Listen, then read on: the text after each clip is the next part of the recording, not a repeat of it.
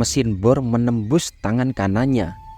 Dan sialnya, mata bor berhasil melubangi telapak tangan dan menancap di ruas tulang jari manis. Cerita selengkapnya hanya di episode Kuntilanak Merah di Pabrik.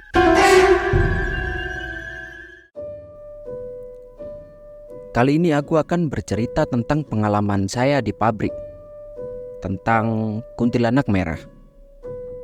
Kejadian ini terjadi di Depok tahun 2013.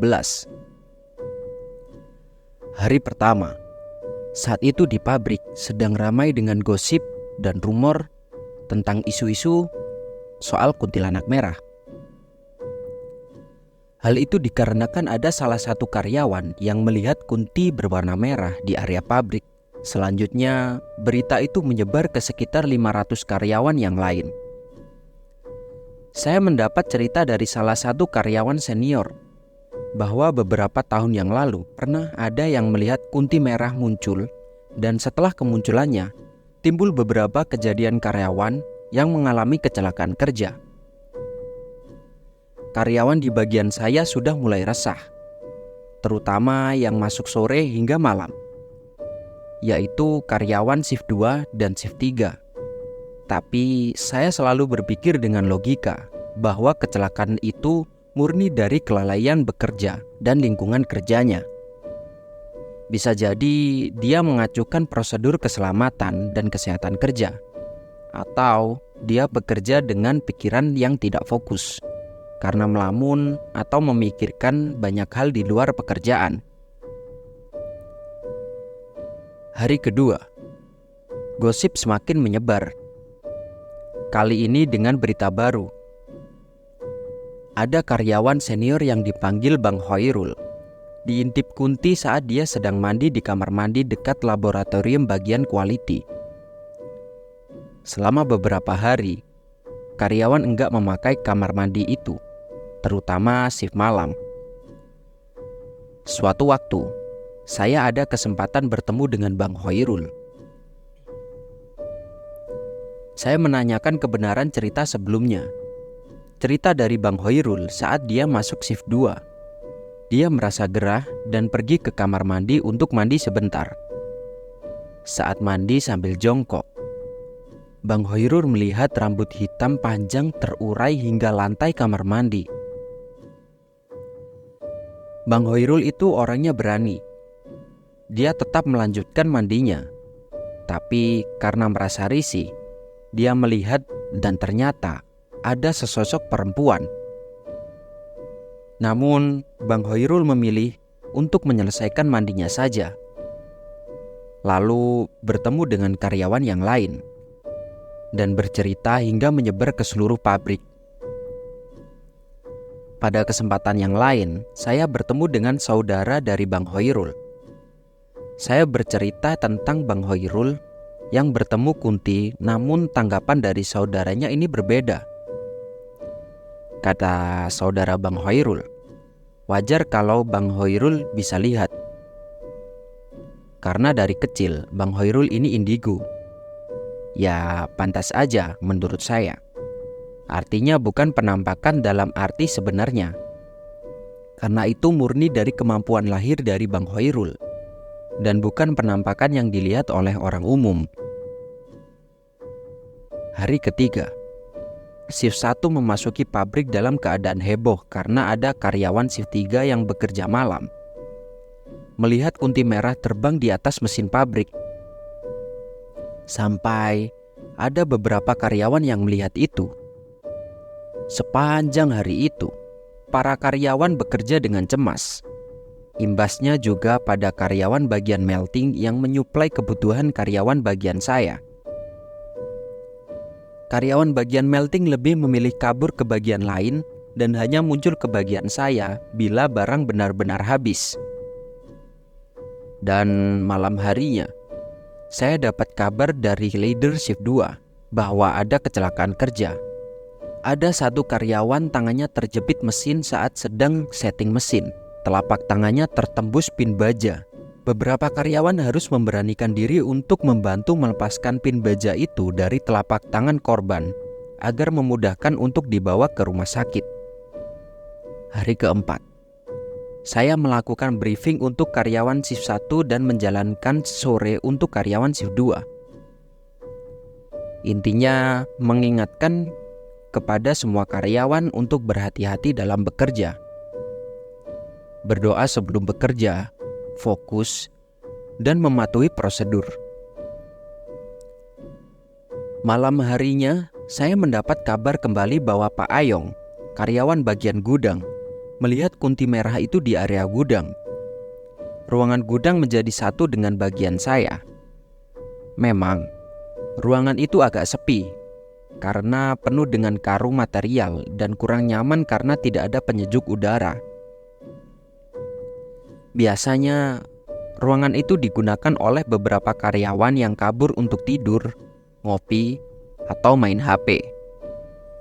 Namun, sejak menyebar cerita penampakan itu, beberapa karyawan pindah mencari lokasi baru untuk kabur. Dan itu ada di WC. Hari kelima, saya sengaja menunggu di gudang hingga shift 2, menanti kedatangan Pak Ayong. Tepat pukul 15:30, Pak Ayong datang. Sudah ada beberapa karyawan lain yang menunggu cerita langsung dari sumbernya, yaitu Pak Ayong.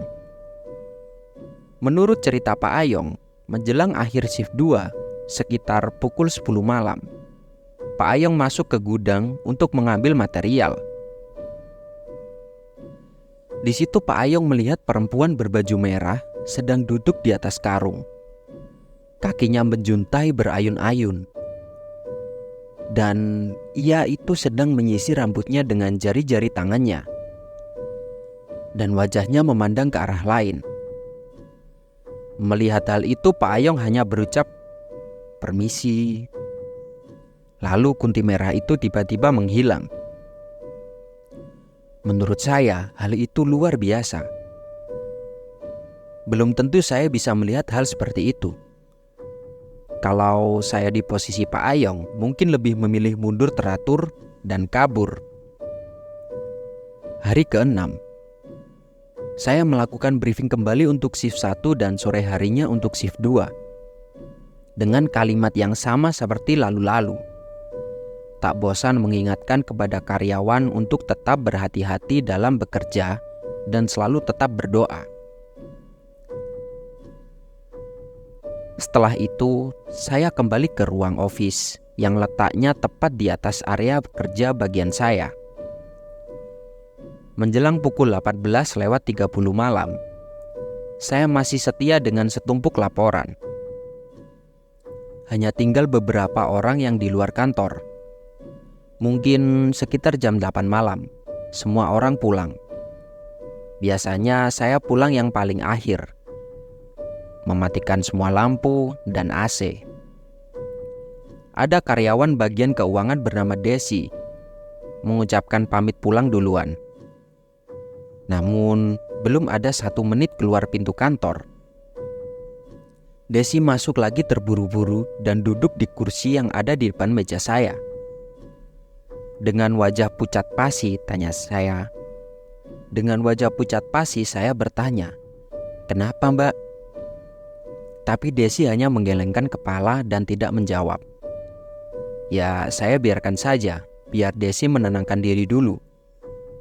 Sekitar 30 menit berlalu, Desi kemudian bertanya, "Apakah saya pulangnya masih lama?" Sebenarnya sih masih, tapi untungnya saat itu saya sedikit peka dengan kode perempuan.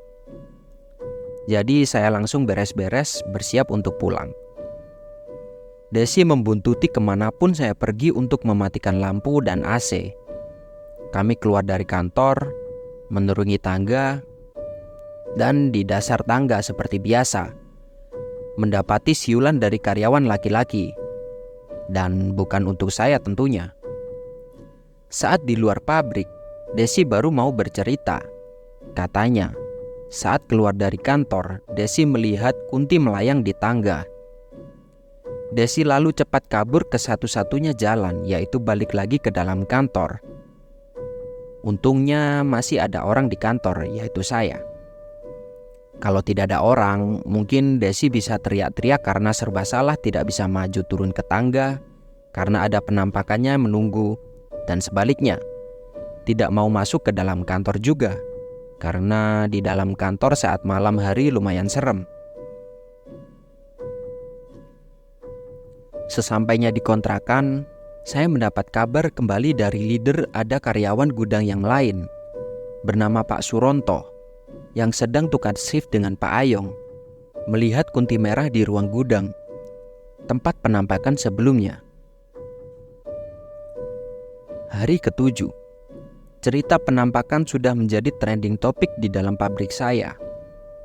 Entah itu di WC, di musola, di warteg, hingga di parkiran. Tak lupa bumbu penyedapnya semakin bertambah di telinga yang berbeda. Malam harinya, hal yang saya takutkan terjadi. Saya mendapat telepon dari leader shift 2, karyawan bagian saya yang bernama Mas Maul, mengalami kecelakaan kerja. Mesin bor menembus tangan kanannya, dan sialnya, mata bor berhasil melubangi telapak tangan dan menancap di ruas tulang jari manis. Tugas baru bagi dokter untuk mengambil mata bor itu dari jari Mas Maul. Sampai menjelang pagi, saya mengurus beberapa hal, termasuk mengumpulkan informasi penyebab kecelakaan Mas Maul.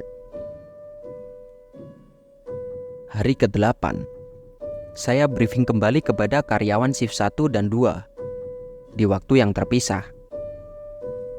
Kali ini saya menjelaskan bahwa kecelakaan kerja tidak ada hubungannya dengan hal mistis yang terjadi pada Mas Maul, murni karena kelalaian. Terdapat beberapa keluhan dari karyawan yang masih mengaitkan kecelakaan kerja dengan hal mistis. Walaupun dalam hati saya percaya bahwa kemungkinan gangguan itu ada, tapi tidak mungkin saya ungkapkan di hadapan karyawan. Dan saya ingin suasana kerja tetap kondusif dan nyaman. Setelah itu saya memutuskan untuk meninggalkan dulu laporan kerja dan berkeliling pabrik mencari informasi penyebab timbulnya penampakan kunti merah itu.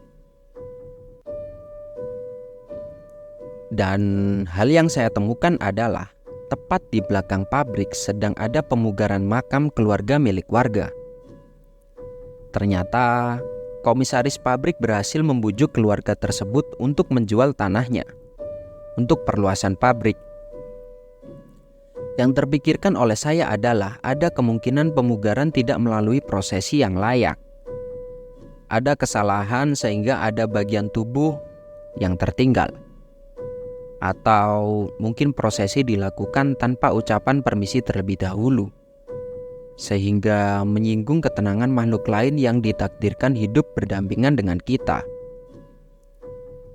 Setelah diadakan meeting kecil dengan komisaris, kemudian keesokan harinya diadakan acara pengajian di pabrik untuk mendoakan keselamatan untuk karyawan, warga sekitar, dan ketenangan semua penghuninya. Setelah selesai pemugaran makam dan pengajiannya, suasana pabrik menjadi normal kembali. Jarang terjadi penampakan dan karyawan bekerja seperti biasa. Karyawan yang menjadi korban perlu beberapa waktu untuk istirahat total hingga siap untuk bekerja kembali di kemudian hari. Terima kasih telah mendengarkan cerita horor kami hingga akhir. Untuk sobat tengah malam sekalian yang ingin berbagi cerita horor dari pengalaman pribadi atau pengalaman dari orang terdekat melalui kanal YouTube ini, sobat sekalian bisa mengirimkan ceritanya ke alamat email kisahtengahmalam1@gmail.com. Jangan lupa untuk meninggalkan jejak di kolom komentar. Beritahu kami cerita horor favoritmu atau pengalaman serupa yang pernah kalian alami. Klik tombol like jika kalian menyukai konten yang kami sajikan. Dan jangan lupa subscribe kanal YouTube kami. Saya Angga pamit undur diri dan sampai jumpa di kisah selanjutnya.